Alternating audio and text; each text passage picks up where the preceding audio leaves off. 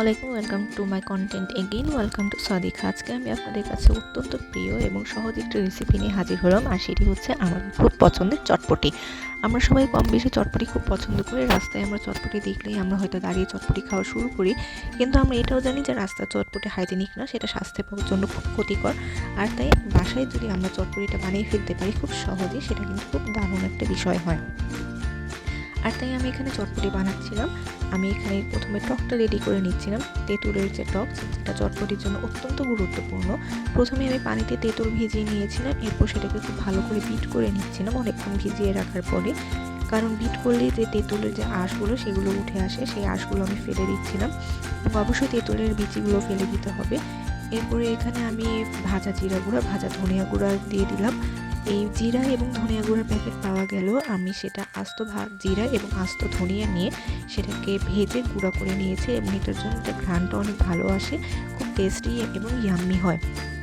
So আপনারা সবসময় চেষ্টা করবেন আস্ত জিরা এবং আস্ত ধনিয়াটাকে ভেজে গুঁড়া করে নিয়ে ব্যবহার করতে।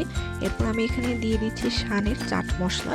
এই চাট মশলা তেঁতুলের জন্য, তেঁতুলের টকের জন্য অনেক বেশি গুরুত্বপূর্ণ, এবং তেঁতুলের টকের মধ্যে কোনো আঁশ রাখবেন না, কোনো বিচি রাখবেন না, শুধু তেঁতুলের পানিটাকে নেবেন। এবং এই টক খুব বেশি ঘন হবে না, খুব বেশি পাতলাও হবে না, একদম মিডিয়াম একটা রেঞ্জের মধ্যে থাকবে। তো এরপর আমি সামান্য লবণ দিয়ে দিচ্ছি, এরপরে চিনি দিয়ে দিচ্ছি। চিনিটার ফলে যে তেঁতুলের যে টকটা থাকে, সেই টকটা খুব বেশি টক থাকে না, টকের মাঝামাঝি একটা মিষ্টি মিষ্টি ভাব আসে, যেটা তেঁতুলটাকে আরও বেশি ইয়াম্মি এবং টেস্টি করে তোলে। এরপর আমি বিটারটা দিয়ে খুব ভালো করে বিট করে নিচ্ছি, এতে করে মশলাগুলো খুব ভালো করে মিশে যাবে এবং তেঁতুলের যে আঁশ, সেই আঁশটা উঠে আসবে। আমি এখানে তেঁতুলের কোনো আঁশ রাখবো না। সো আপনারা খুব সহজেই কিন্তু ইজিলি এই চটপটিটা ঘরে বানিয়ে ফেলতে পারেন। এই চটপটিটা আলহামদুলিল্লাহ মাশাআল্লাহ অনেক বেশি টেস্টি হয়েছিল, এবং আমি কখনো আমার রেসিপিতে কোনো পরিমাণ বলি না, কারণ আমি আমার প্রয়োজন অনুযায়ী আমি সমস্ত রেসিপিগুলো বা রান্নাগুলো তৈরি করি, এবং আমি মনে করি যতটুকু মশলা প্রয়োজন আমি ঠিক ততটুকুই ব্যবহার করি। আর তাই আমি পরিমাণটা কখনো আমি আমার রেসিপিতে বলি না, কারণ আমি আমার পরিমাণ মতো রান্না করছি। সো আপনারা আপনাদের পরিমাণ মতো রান্না করে নেবেন। তো এরপরে হচ্ছে আমি এখানে চিলি ফ্লেক্স দিয়ে দিচ্ছিলাম। এই চিলি ফ্লেক্সটা শুকনো মরিচটাকে জাস্ট টেলে নেওয়া মানে হচ্ছে তেল ছাড়া একটু ভেজে নিয়ে সেটাকে গুঁড়া করে আমি এখানে দিয়ে দিচ্ছি। সো এতে করে তেঁতুলের টকটা একটু ঝাল ঝাল ফ্লেভার চলে আসে, খেতে খুব মজা লাগে।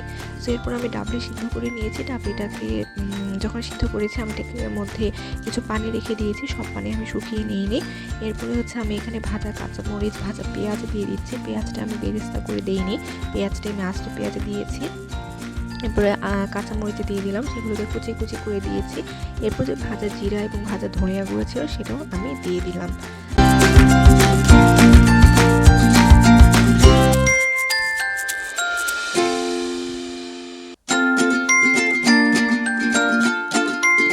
এরপর আমি এখানে রাঁধুনির যে চটপটি মশলাটা আছে, সেই রাঁধুনির চটপটি মশলাটা দিয়ে দিলাম।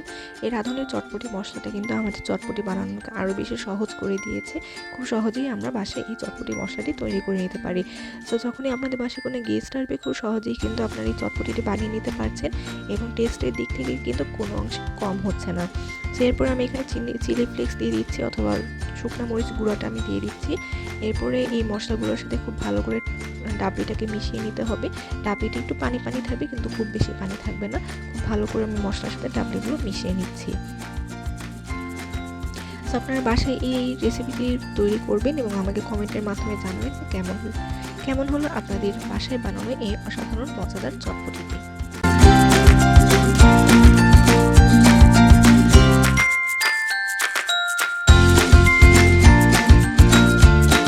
এরপরে আমি যে টকটা বানিয়েছিলাম সেই টকটা আমি অল্প একটু করে দিয়ে দিচ্ছি। আমি পুরো টকটা এখানে ঢেলে দেব না, কারণ চটপটি খাওয়ার সময় অনেকের টকের প্রয়োজন হয়। সো তারা তাদের প্রয়োজন মতো টকটা নিয়ে নিচ্ছিল, তাই আমি পুরো টক এখানে দিয়ে দিইনি, অল্প অল্প করে অল্প একটু টক আমি সেখানে দিয়েছিলাম।